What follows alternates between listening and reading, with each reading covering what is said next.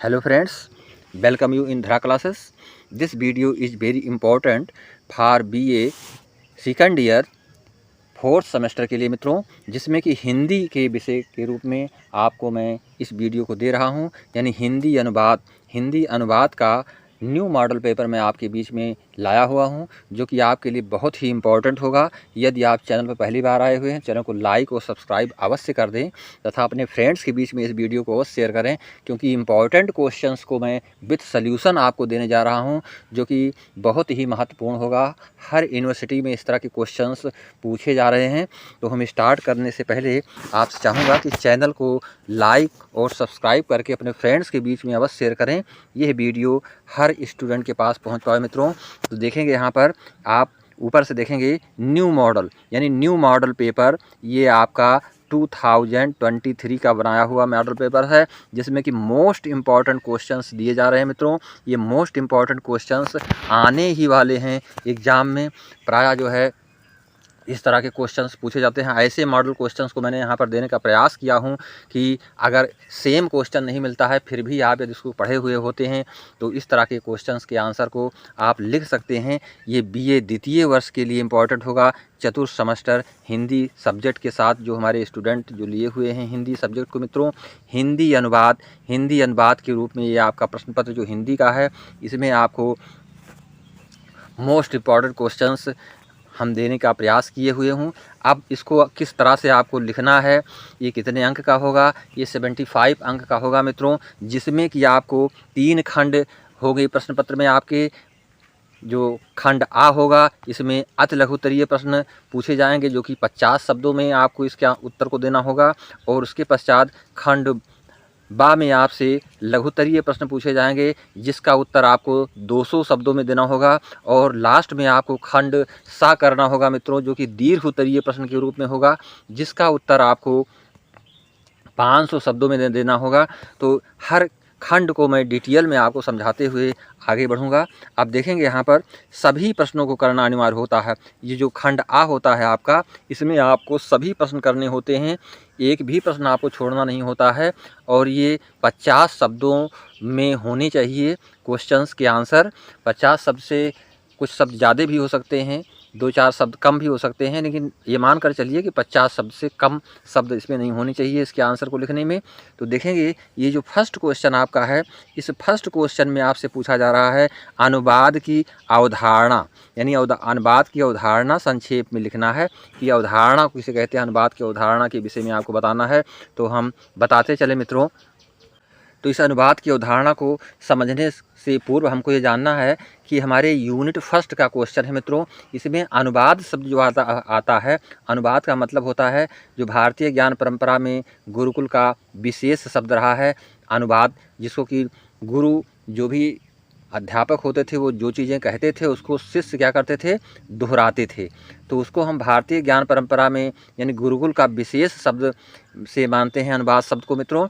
इस शब्द का प्रयोग गुरु के वचनों को शिष्यों द्वारा दोहराए जाने के लिए होता है। तो इसको हम अनुवाद के रूप में समझ सकते हैं मित्रों। इसी प्रकार से जाहिर है कि प्राचीन काल में ज्ञान मौखिक तौर पर गुरु से सुनकर और फिर उसे बार बार दोहरा कर याद किया जाता था।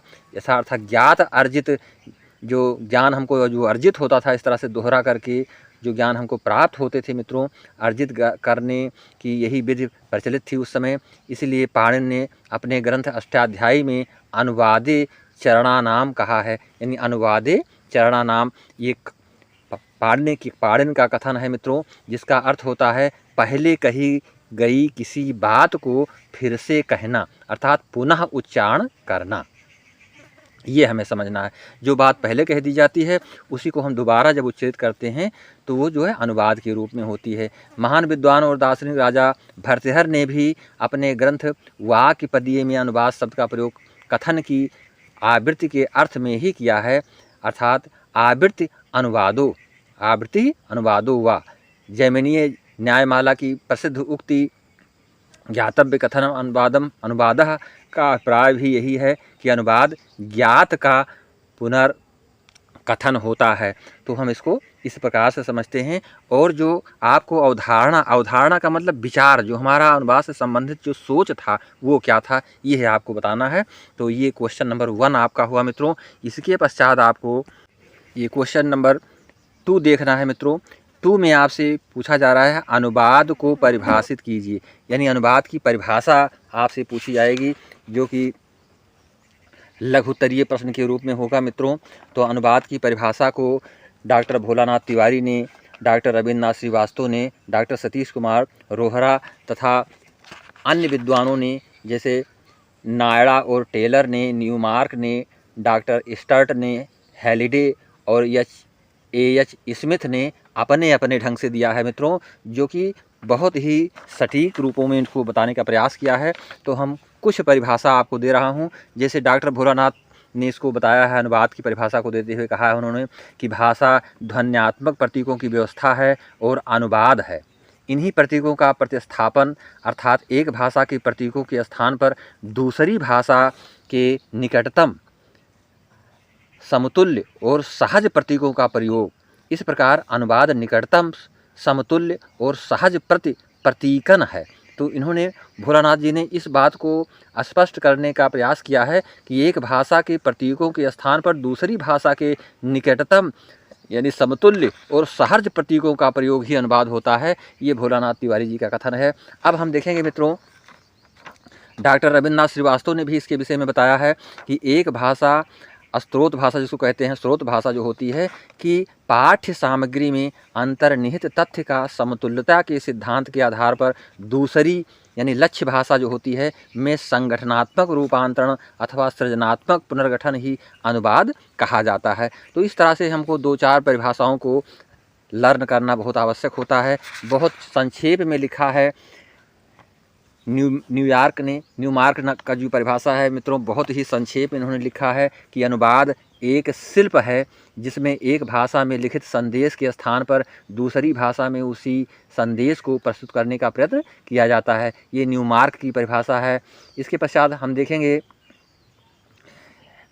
एच स्मिथ ने बहुत ही संक्षेप में एक लाइन में इसकी परिभाषा दी है अनुवाद की। यही मित्रों आपके लिए बहुत ही उपयोगी है। देखेंगे इसमें कि अर्थ को बनाए रखते हुए अन्य भाषा में अंतरण करना अनुवाद है। तो बहुत ही संक्षेप में इन्होंने लिखा है एच स्मिथ जी ने अनुवाद की परिभाषा को। तो हमें ये पूरी तरह से समझना चाहिए कि अर्थ को बनाए रखते हुए अन्य भाषा में अंतरण करना अनुवाद है। ये परिभाषा आपके लिए बहुत ही इम्पोर्टेंट है। इस तरह से इसको आप समझ सकते हैं मित्रों। अब आप देखेंगे क्वेश्चन नंबर 3 की ओर बढ़ रहे हैं। क्वेश्चन नंबर 3 में आपसे पूछा जाएगा अनुवाद शब्द का अर्थ बताइए, यानी कि अनुवाद शब्द के अर्थ को आपको बताना है कि अनुवाद शब्द से तात्पर्य क्या है, इसको हम किस तरह से समझेंगे। तो अनुवाद शब्द के अर्थ को हम इस तरह से समझेंगे कि अनुवाद शब्द में केंद्रीय शब्द वाद आया होता है। आप जानते हैं मित्रों, इसमें अंत में क्या आता है, वाद। तो जो वाद शब्द आया हुआ है, अनुवाद शब्द में जो केंद्रीय शब्द होता है वो वाद है, जो वद धातु से बना हुआ है। किस धातु से ये वाद बना हुआ है मित्रों, ये वद धातु से बना हुआ है, यानी वद धातु से इसका निर्माण हुआ है। संस्कृत में वद का अर्थ होता है, इस वद को संस्कृत में हम क्या कहते हैं, वद को कहते हैं बोलना, इसको कहते हैं बोलना। तो बोलने के लिए हम इसका प्रयोग करते हैं संस्कृत भाषा में मित्रों, अथवा कहना या कोई चीज़ कही जाए।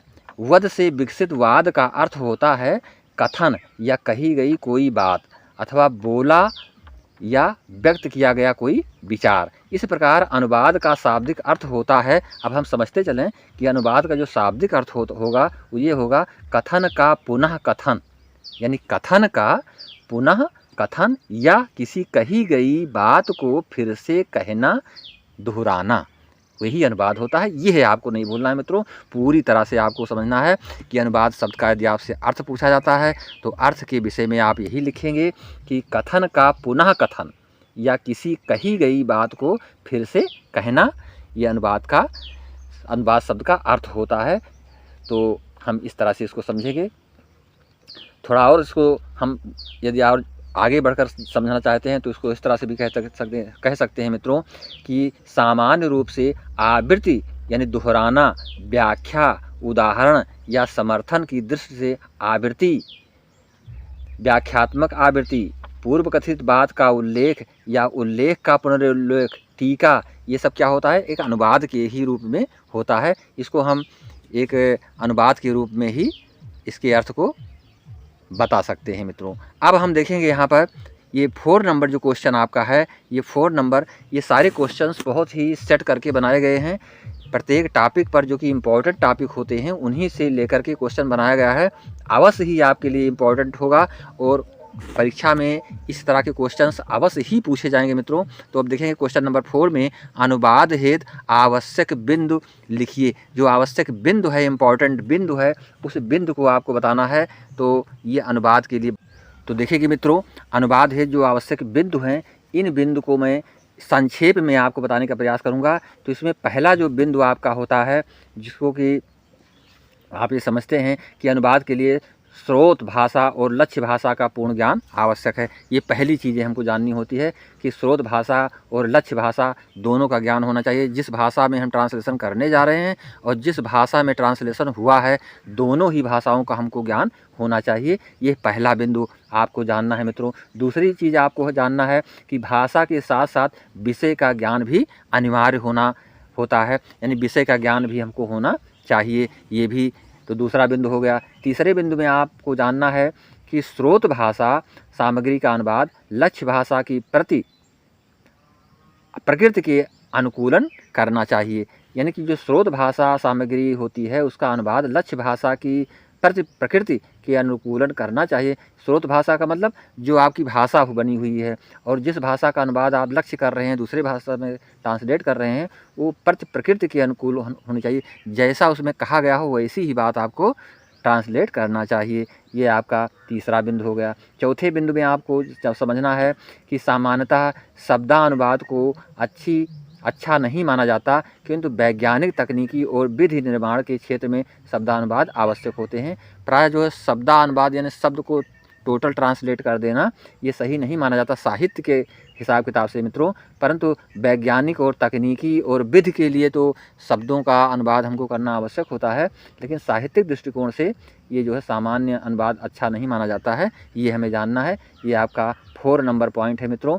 5वें में आपको समझना है, यदि कोई समानार्थी शब्द ना मिले तो उपसर्ग प्रत्यय के सहारे नया शब्द बना लेना चाहिए। ये 5वां बिंदु आपका है, जो कि आपको पूरी तरह से समझना है। 6वें बिंदु में आपको समझना है कि अन्य संदर्भ और प्रसंग की आवश्यकता के अनुसार अन्य स्वदेशी भाषाओं के उपयुक्त शब्दों का प्रयोग अनुचित नहीं होता है। ये हमें ध्यान रखना है कि अन्य संदर्भ और प्रसंग की आवश्यकता के अनुसार, जो भी संदर्भ और प्रसंग होते हैं उनकी आवश्यकता के अनुसार अन्य स्वदेशी भाषाओं के उपयुक्त शब्दों का प्रयोग अनुचित नहीं होता है।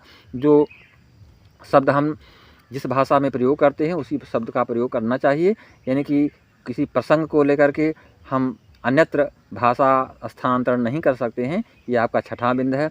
7वें बिंदु में आपसे को जो जानना है उसमें ये है कि यदि कोई विदेशी शब्द हमारी भाषा का अंग बन चुका है तो उसे ज्यों का त्यों ग्रहण किया जा सकता है।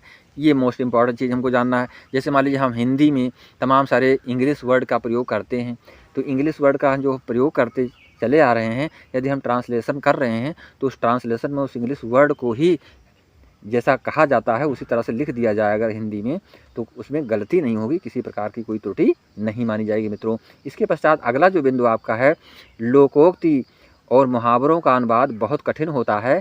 यदि लक्ष्य भाषा में पूर्णतः समानार्थी लोकोक्ति मुहावरा न मिले तो भाषा अनुवाद स्पष्ट कर देना चाहिए। जैसे लोकोक्ति आ जाती है, मुहावरे आ जाते हैं ट्रांसलेशन करने में, यदि हमको सटीक शब्द उसका नहीं मिल पाता है तो उसका हम अर्थ निकाल करके और उसको उसी भाषा में, जो लक्ष्य भाषा होती है, जिस भाषा में, जैसे मान लीजिए हिंदी से हम इंग्लिश में कर रहे हैं तो इंग्लिश वाले भाषा में हम उसको ट्रांसलेट कर दें, ये हमारे लिए अच्छा होता है।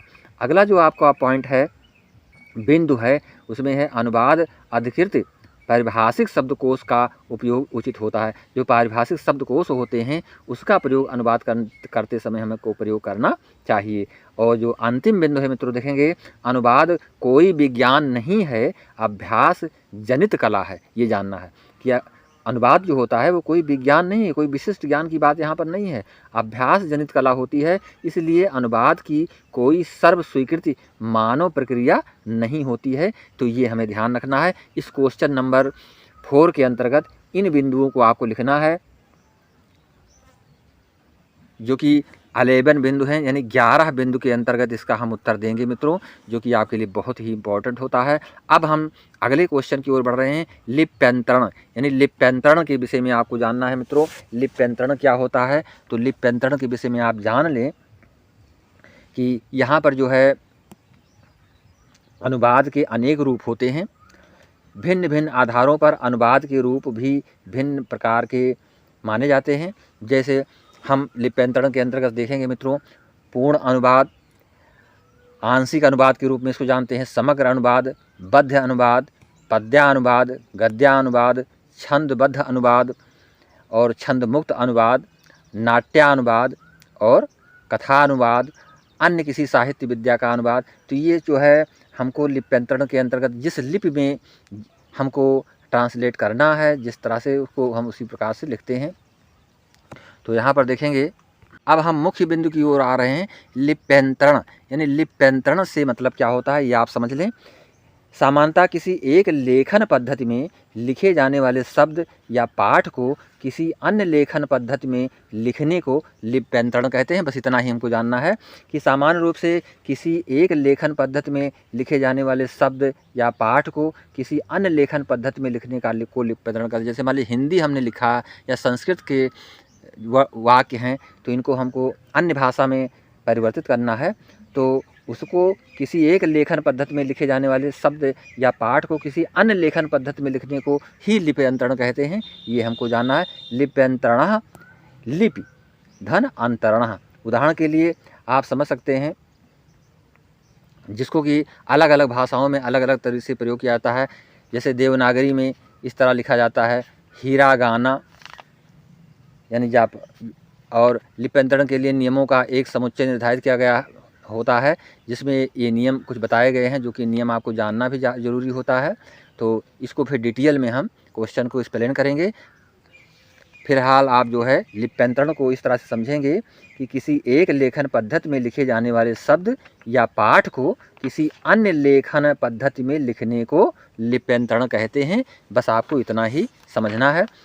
और इसके पश्चात हम देखेंगे मित्रों, ये क्वेश्चन नंबर 6 जो आपका है, मशीनी अनुवाद के प्रकार लिखिए। यानी मशीनी अनुवाद जो होता है, इसके आपको प्रकार बताने हैं। तो ये आपके लिए मोस्ट इम्पॉर्टेंट क्वेश्चंस बन रहा है। तो मशीनी अनुवाद के तो देखेंगे मित्रों, मशीनी अनुवाद के जो प्रकार है, इसको मुख्य रूप से 5 प्रकार से हम समझ सकते हैं। मशीन साधित मानव अनुवाद, ये पहला बिंदु आपको जानना है कि मशीन साधित मानव अनुवाद, जो मशीन के द्वारा, मानव के द्वारा जो अनुवाद किए जाते हैं मशीन से, यानी यंत्रों से मित्रों। और दूसरा है मानव साधित मशीनी अनुवाद, यानी मानव के द्वारा साधित किया हुआ मशीनी अनुवाद जो होता है। और फिर मशीनी अनुवाद, तीसरा पॉइंट, नियम आधारित मशीनी अनुवाद के रूप में स्थानांतरण आधारित मशीनी अनुवाद। तो आपको ये समझना है, जो मशीनी अनुवाद होता है, मानव तथा मशीन के अंतः संबंध को दृष्टि में रखते हुए अनुवाद के सामान्यतः रूप होते हैं। जैसे जो भी अनुवाद हमको करना है, ट्रांसलेट करना है कंप्यूटर में सॉफ्टवेयर के रूप में, तो जो भी चीज़ें हम फीड करते हैं वो एक मशीनी अनुवाद के रूप में मित्रों होता है। तो इसी को हम 5 प्रकार से समझते हैं। इसमें जो है आपको ये भी जानना है कि इंटरलिंग्वल मशीन अनुवाद जो होता है, और शब्दकोश आधारित मशीन अनुवाद होता है, सांख्यिकीय मशीनी अनुवाद होता है। तो ये सब चीज़ें हमको इसके अंतर्गत पढ़नी होती हैं। अब हम क्वेश्चन नंबर 7 की ओर बढ़ रहे हैं। अनुवाद समीक्षा किसे कहते हैं, ये आपके लिए बहुत ही आवश्यक है जानना मित्रों। अनुवाद की समीक्षा के विषय में आपको जानना है कि अनुवाद समीक्षा क्या। तो देखेंगे मित्रों, ये 8वां जो क्वेश्चन आपका है अनुवाद, ये 7वां क्वेश्चन, अनुवाद समीक्षा किसे कहते हैं। समीक्षा का मतलब होता है समान सोच। तो हम जब किसी चीज़ अनुवाद के विषय में समीक्षा करते हैं, तो समीक्षा में ये चीज़ें हमको ध्यान रखनी होती हैं कि इसमें किस बिंदु का प्रयोग किस तरह से करना है, किस लैंग्वेज का किस तरह से प्रयोग किया जाएगा, कि इसमें भावार्थ क्या बनता है, शब्दार्थ क्या बनता है। यह सारी चीज़ों को हमको डिटेल में समझ करके उसको एक समीक्षात्मक रूप ले करके हम उसको ट्रांसलेट करते हैं, जिससे जो पाठक होता है और जो अनुवादक होता है, यानी पाठक और अनुवादक में किसी प्रकार की भिन्नता ना उत्पन्न हो पाए मित्रों, उसके समझने में किसी प्रकार से अंतर न दिखाई पड़े, तो वही अनुवाद समीक्षा के रूप में हम जानते हैं। अब हम 8वें प्रश्न को देखेंगे, प्रशासनिक अनुवाद। यानी जो प्रशासनिक अनुवाद होता है, प्रशासनिक अनुवाद से क्या अभिप्राय होता है? तो प्रशासनिक अनुवाद से मतलब होता है जो चीज़ें एक प्रशासन के द्वारा, प्रशासन के तहत प्रयोग की जाती हैं, ट्रांसलेट की जाती हैं, चाहे वो जो है विधि रूप, विधिक अनुवाद के रूप में होते हैं जिसको ज्यों का त्यों, या बैंकिंग अनुवाद के रूप में होते हैं, या किसी आदेश को हम ट्रांसलेट करते हैं दूसरी भाषा में। तो जो प्रशासनिक अनुवाद होता है उसका मतलब होता है कि उसको हम ज्यों का त्यों ही लिखें, उसमें किसी प्रकार का तोड़ मरोड़ नहीं कर सकते हैं। ये प्रशासनिक अनुवाद के रूप में मित्रों होता है। ये हमें बहुत ही अच्छे तरीके से समझ करके तो उसको ट्रांसलेट करना होता है। अब हम जो हमारा अगला बिंदु है मिथक शब्द क्या अभिप्राय है, यानी मिथक शब्द से क्या मतलब देखेंगे मित्रों। ये क्वेश्चन नंबर 9 जो आपका है, मिथक शब्द यानी मिथक शब्द से क्या अभिप्राय है, ये हमको जानना है। तो मिथक शब्द से आप ये मतलब समझें कि इसको जो है 20वीं शताब्दी के प्रारंभिक वर्षों के पश्चात विद्वानों में एक प्रेस्कॉट ने अपनी पुस्तक पोएट्री एंड मिथ में कविता और मिथक के व्यापक विमर्श प्रस्तुत किए हैं, जिन्होंने बताया है कि भारतीय साहित्य में मिथक का प्रयोग नवीन है, किंतु इसका आधार हमारी पुराकथाएँ, देव कथाएँ तथा हमारे पौराणिक आख्यान हैं, जो कि हमारी प्राचीन धरोहर के रूप में हैं। किसी भी शब्द विशेष या किसी तथ्य को परिभाषित करने से तात्पर्य उसकी संपूर्ण विशेषता को सूक्ष्म रूप में समझाने से है, इसको हम मिथक कहते हैं मित्रों। इसी हेतु पाश्चात्य एवं भारतीय विद्वानों द्वारा प्रदत्त परिभाषाओं के आलोक में मिथक को समझाने का प्रयास किया गया है। तो मिथक शब्द जो होता है, ये हम अब शाब्दिक रूप से इसको समझें कि संस्कृत में मिथक शब्द के समीपवर्ती शब्दों के रूप में 2 ही शब्दों का प्राधान्य रहा है। प्रथम है मिथस अथवा मिथ, जिसका अर्थ होता है परस्पर सम्मिलन, तथा दूसरा जो है वो मिथ्या, यानी जिसका अर्थ है झूठ या असत्य। तो सम्मिलन का तात्पर्य होता है जो पौराणिक कथाएं होती हैं उससे जुड़ी हुई चीज़ें जब हम समझते हैं, लिखते हैं, ट्रांसलेट करते हैं तो उसको एक मिथक अनुवाद के रूप में जानते हैं मित्रों। यदि मिथक का उद्भव मिथस से माना जाए तो इस शब्द का अभिप्राय मात्र किसी चीज़ को बढ़ा चढ़ा कर कहना, कपोल कल्पित बातें करना आदि भी कहा जाता है। तो मिथक शब्द को हम कई तरीके से समझ सकते हैं। तो ये हमारे लिए इसका अभिप्राय लिखने को पूछा जा सकता है। अब हम क्वेश्चन नंबर 10 को देखेंगे। क्वेश्चन नंबर 10 में पारिभाषिक शब्दावली किसे कहते हैं? तो पारिभाषिक शब्दावली से तात्पर्य होता है मित्रों ऐसी भाषा की लघुतम या सार्थक इकाई को शब्द कहते हैं। किसी विचार, भाव या संकल्पना को व्यक्त करने के लिए शब्दों की आवश्यकता पड़ती है। शब्दों के लिए किसी भाषा की आवश्यकता होती है, वो भी इसी भाषा जिसमें ऐसे शब्द हों जो लिखने और पढ़ने वालों को सहज ही समझ आ सकें। किसी की कला, शास्त्र आदि की विवेचना हेतु सामान्य शब्दावली पर्याप्त नहीं होती है। इस कार्य हेतु एक विशेष शब्दावली का प्रयोग किया जाता है, ये हमें समझना है। इसी विशेष शब्दावली अथवा शब्दों को पारिभाषिक शब्दावली की संज्ञा प्रदान की गई है। तो पारिभाषिक शब्दावली के रूप में हमको ये चीज़ें समझनी होंगी। अब हम लघुतरीय प्रश्न की ओर बढ़ रहे हैं मित्रों, जो कि आपके लिए बहुत ही इम्पोर्टेंट है। लघुतरीय प्रश्न,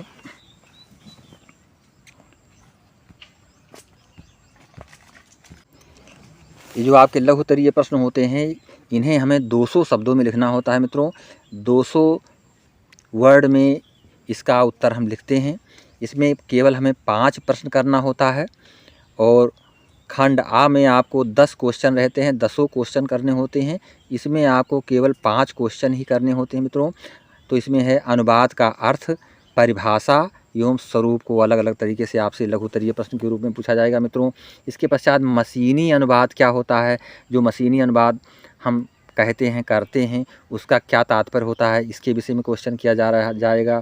फिर बहुभाषिकता किसे कहते हैं? बहुभाषिकता किसे कहते हैं? तो बहुभाषिकता का मतलब होता है बहुत सी भाषाओं में का ज्ञान होना, बहुत सी भाषाओं को अलग दूसरी भाषाओं से अनुवाद में लाना, उसको एक बहुभाषी ज्ञान के रूप में जानते हैं। कई भाषाओं का ज्ञान जिनको होता है, बहुभाषिकता उसको कहते हैं मित्रों। फिर इसके बाद क्वेश्चन नंबर 4 में विश्व संस्कृति के विकास में अनुवाद के योगदान का परिचय दीजिए। यानी विश्व संस्कृति में विकास में अनुवाद का क्या योगदान रहा है। यदि एक भाषा को दूसरी भाषा में ट्रांसलेट ना किया जाता तो शायद दूसरी भाषा को जानने वाला व्यक्ति उस भाषा के ज्ञान को, वहाँ की संस्कृति को ना समझ पाता, तो बहुत ही महत्वपूर्ण होता है। तो विश्व संस्कृति के विकास में अनुवाद का बहुत बड़ा योगदान है। ये क्वेश्चन आपके से पूछा जाएगा मित्रों। इसके पश्चात कोश के स्वरूप और क्षेत्र के पर प्रकाश डालना है आपको। कोश क्या होता है? कोश का मतलब होता है शब्दकोश। जो शब्दकोश होते हैं उनके स्वरूप और क्षेत्र क्या क्या हैं, ये है आपको बताना होगा। क्वेश्चन नंबर 6 में पारिभाषिक शब्दावली के स्वरूप को स्पष्ट करना है। पारिभाषिक शब्दावली क्या होती है, इसको हम किस तरह से समझते हैं, तो इस पारिभाषिक शब्दावली को हमें जानना है मित्रों। इसके पश्चात ये क्वेश्चन नंबर 6 के अंतर्गत पारिभाषिक शब्दावलियाँ आपको पढ़ना होगा, जिसमें कि तमाम सारे वर्ड ऐसे होते हैं जिसका हम हिंदी के साथ इंग्लिश वर्ड का प्रयोग कर देते हैं और उसको हम समझ भी जाते हैं। उसको हम शाब्दिक रूप में ना समझ करके उसी रूप में उसको समझ लेते हैं मित्रों। इसके पश्चात जैसे है क्वेश्चन नंबर 7 में आपसे पूछा जा रहा है पुनरीक्षण के स्तर क्या होते हैं। पुनरीक्षण स्तर क्या है, इसको स्पष्ट करना है आपको। फिर 8वां क्वेश्चन आपसे पूछा जाएगा ग्रहण और आस्वादन की प्रक्रिया का विचारणीय पक्ष क्या है। विचारणीय पक्ष इसका क्या होता है, यानी ग्रहण का मतलब कोई चीज़ ग्रह किया की जाए और आस्वादन और उसका आनंद लिया जाए, तो इन प्रक्रियाओं का हमको विचारणीय पक्ष जानना है। ये आपसे क्वेश्चन किया जाएगा, तो ये डिटेल में क्वेश्चंस को हम एक्सप्लेन करेंगे। अब खंड सा के अंतर्गत मित्रों आपको पढ़ना है। खंड सा का आंसर आपको 500 शब्दों में देना होता है और खंड बा का आंसर आपको 200 शब्दों में देना होता है। ये आपको ध्यान रखना होता है। केवल इसमें 2 ही क्वेश्चन आपको करने होते हैं मित्रों।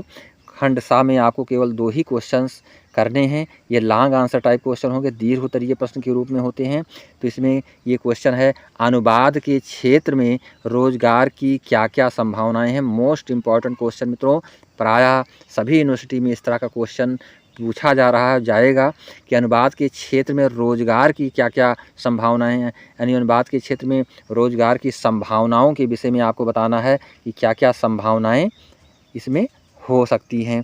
तो ये आप इसके पश्चात देखेंगे दीर्घ उत्तरीय प्रश्न में क्वेश्चन नंबर 2 देखेंगे मित्रों, अंग्रेजी हिंदी अनुवाद की समस्याओं, यानी अंग्रेजी हिंदी अनुवाद की क्या क्या समस्याएं हैं और समाधान पर प्रकाश डालना है आपको। इसकी समस्याएं और इसके समाधान, यानी समस्या और समाधान दोनों चीज़ें आपको पढ़ना होगा इसके बारे में, अंग्रेजी अनुवाद और हिंदी अनुवाद के अंतर्गत मित्रों।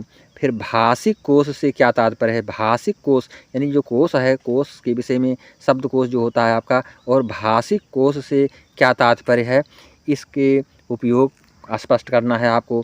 फिर सृजनात्मक साहित्य का अनुवाद हिंदी से अंग्रेजी में किस प्रकार किया जाता है। यानी सृजनात्मक साहित्य जो होती है, ऐसी साहित्य जो एक तरह से हमारे जीवन से जुड़ी हुई हो, ऐसे शब्द जो हमारे जीवन से जुड़े हुए होते हैं हमेशा, हिंदी से अंग्रेजी में किस प्रकार किया जाता है, तो ये हमें पूरी तरह से समझना होता है। तो क्वेश्चन नंबर 2, 3 एंड 4, यानी कि इसमें 4 क्वेश्चन किए जाएंगे दीर्घ उत्तरीय प्रश्न में, जो कि आपके लिए मोस्ट इम्पॉर्टेंट क्वेश्चंस हैं मित्रों।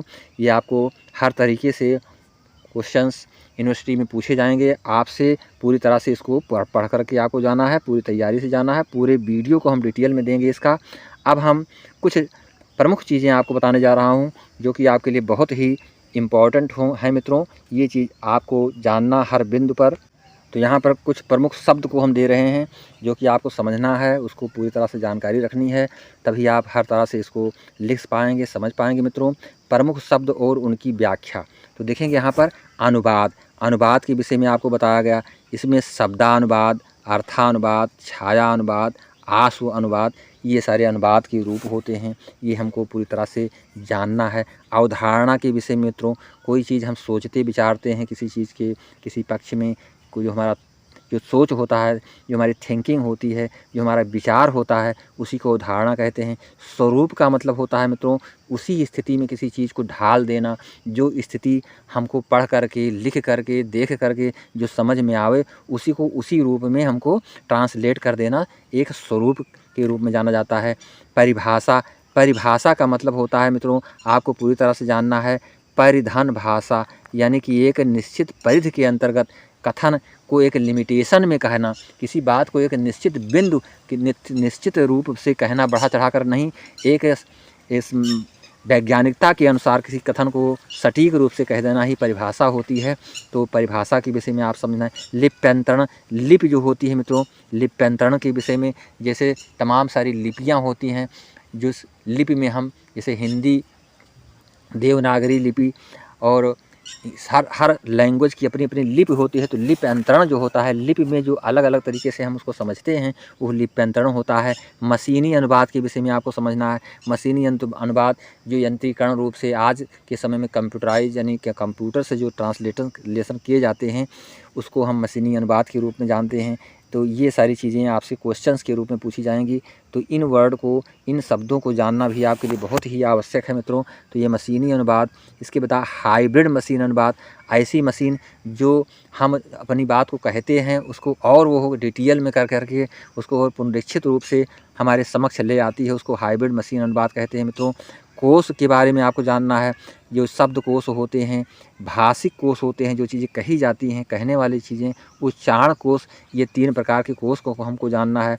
यानी कि शब्द कोश, भाषिक कोश और उच्चारण कोश, ये हमको पढ़ना है। मिथक, जो कहानियाँ पौराणिक रूप से कह दी गई हैं उनके विषय में उसको बता देना।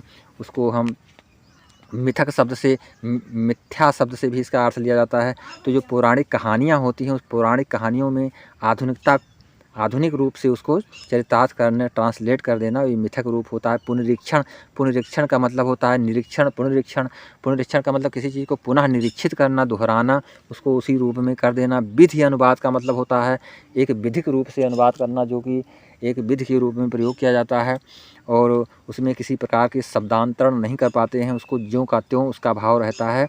जो चीज़ें होती हैं वो विधिक अनुवाद के रूप में जानी जाती है मित्रों। अंतर क्रमिक अनुवाद, जो उसके अंतर, जो हम एक क्रमिक रूप से जो अनुवाद करते हैं, इसको थोड़ा डिटेल में हम समझेंगे कि अंतर क्रमिक अनुवाद क्या होता है। ये अंतर क्रमिक अनुवाद आपके लिए बहुत ही इम्पॉर्टेंट होता है। अब इसमें आप समझ लें, जो अंतर क्रमिक अनुवाद होता है, इसके अंतर्गत 4 बिंदु मुख्य रूप से होते हैं। इसमें मूल भाषा पहली तो होती है, इसमें मूल भाषा, जिसको फिर अंतरक्रमिक अनुवाद, यानी मूल भाषा का अंतरक्रमिक अनुवाद करते हैं, जिसको जैसे मान लीजिए कहा गया कि नो स्मोकिंग कहा गया, तो नो स्मोकिंग का मतलब धूम्रपान मत कीजिए, तो इसको हम इस तरह से ट्रांसलेट कर दिए मूल भाषा के रूप में। और अंतरक्रमिक अनुवाद जो इसका बनेगा, जजमेंट हैज़ बीन रिजर्व, यानी जो जजमेंट किया गया, जो आदेश किया गया उसको रिजर्व कर लिया गया है, उसको संकलित कर लिया गया है, उसको जो है अलग नहीं किया गया है। तो ये जो मूल भाषा का पार्ट होता है उसको हम ट्रांसलेट किए, फिर अंतरक्रमिक अनुवाद के रूप में जो मूल ज्ञान है, हमको मूल ज्ञान को इस रूप में हमको हमारे समक्ष आया, ये हमें समझना होता है। इसमें जैसे फिर देखेंगे यहाँ पर, नहीं धुआं करना, धूम्रपान, सुरक्षित निर्णय, ये सारी चीज़ें, भावनाएं इसमें छुपी हुई, नो स्मोकिंग के अंतर्गत ये सारी चीज़ें आ रही हैं। अब दूसरी चीज़ जो हमको समझना है, ये बोधन क्या होता है। तो बोधन का मतलब होता है किसी का बोध हो जाना। जैसे smoking is not allowed here, smoking यहाँ पर अलाउड नहीं है, धूम्रपान यहाँ पर अनुमति नहीं, धूम्रपान की अनुमति यहाँ पर नहीं है, तो इसको बोधन कहा जाता है। इसको यहाँ पर देखेंगे, यहाँ पर नो अनाउंस इमीडिएटली, यानी कि ये smoking is not allowed here, ये इसको किया गया अभिव्यक्तिकरण जब इसमें किया गया कि डोंट अनाउंस इमीडिएटली, यानी कि इसको तुरंत ही अनाउंस मत कीजिए, डोंट अनाउंस इमीडिएटली, यानी अभिव्यक्तिकरण हो गया। और इसमें बोधन हो गया, यानी किसी चीज़ का बोध करना, किसी चीज़ को अभिव्यक्त के रूप में करना। अब इसके बाद देखेंगे जो इसमें लास्ट आपको जानना है, यानी कि पाठ निर्माण, जो पाठ निर्माण होता है, तो पाठ निर्माण में जैसे कि यहाँ पर बीड़ी सिगरेट पीना मना है लिखा गया।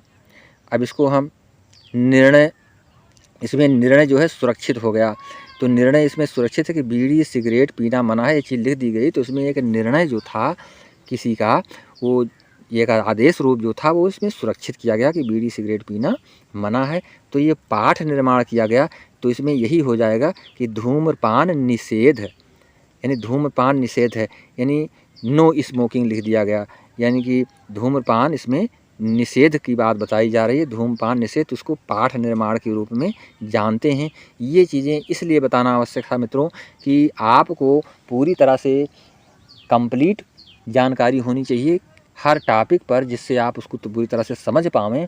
क्वेश्चन किसी भी प्रकार से आपसे किया जाए तो आप उस क्वेश्चन को जानते हुए अनजान ना बन पावें, क्योंकि आप क्वेश्चन को जानते तो हैं लेकिन क्वेश्चन में जो चीज़ें पूछ ली गई हैं उससे आप भटक जाते हैं, इसलिए बहुत ही आवश्यक है। तो मैं चाहूँगा कि चैनल को लाइक और सब्सक्राइब अवश्य कर दें मित्रों, और अपने फ्रेंड्स के बीच में इस वीडियो को अवश्य शेयर करें, क्योंकि these are very important questions for your university examination मित्रों। और मैं चाहूँगा कि आप कमेंट के रूप में हम तक अपनी प्रक्रिया को अवश्य प्रेषित करें। नमस्कार, जय हिंद, जय भारत।